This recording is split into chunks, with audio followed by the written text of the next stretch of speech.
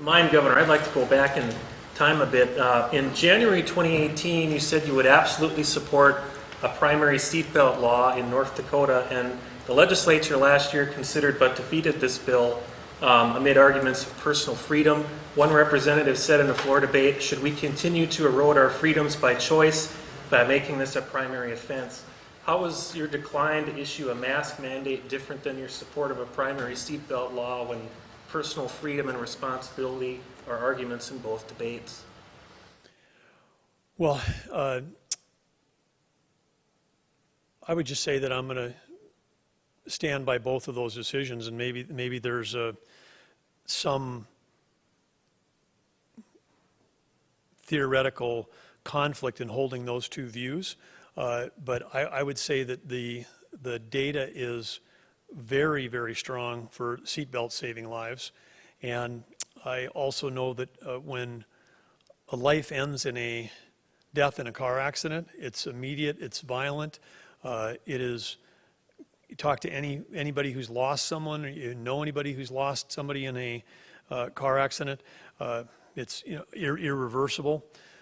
In many cases, and even if people live, they can have serious injuries, that can change their life.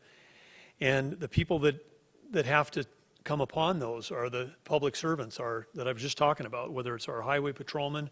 Talk to anybody in the North Dakota highway patrolmen, at some point in their career, they've come across a fatal accident. And the people would have lived if they just had worn a seatbelt. And so you say to yourself, okay, is this something where we can not have any cost on the individual? Cars all come equipped with seat belts? They didn't 30 years ago. I mean, now they all have seat belts.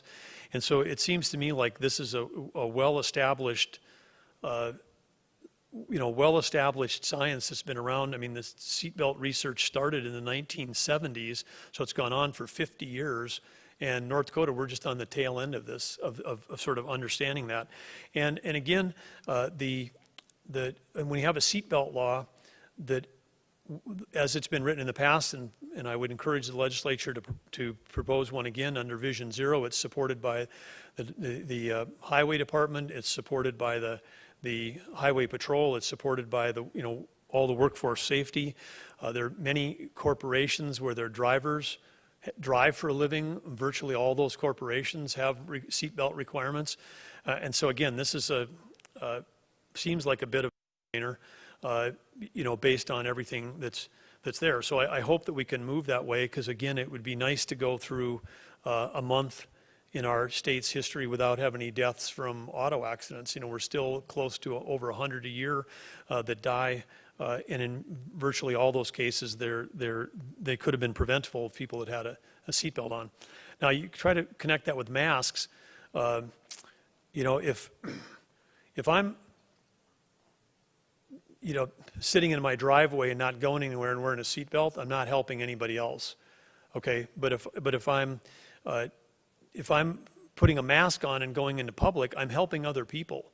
And so this is a different thing. This is a community thing. This is we're all in it together. It's not just about who's behind the wheel and who's moving. This is about a virus that can only live and only transport itself, in human bodies.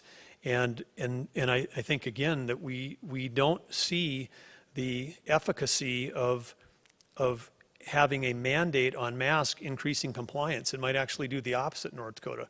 So we're trying to slow the spread. We're not trying to increase government. We're trying to be, pragmatic and smart and understand this. And there was a recent study that just actually came out that actually said that the fallacy of trying to say, well, these states did this, these states had these mandates. Well, the states that had those mandates and had high compliance probably had a majority of the people that wanted the state to have a mask mandate.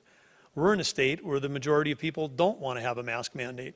And so it's all contextual relative to the context of the situation that you're operating in.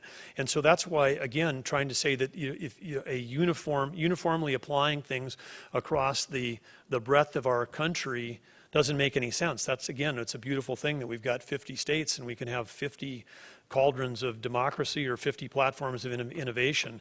And we're going to continue to do in North Dakota with the thing that we think saves the most lives and saves the most livelihoods this dual goal that we have. We're not just focused on one, we're focused on a dual goal. And for not having that here probably makes sense, because if I thought by not having a seatbelt law that we could get more people to wear their seatbelt, that's the camp I'd be in, because in both cases I'm for compliance. It's just two different methods to get to the same place.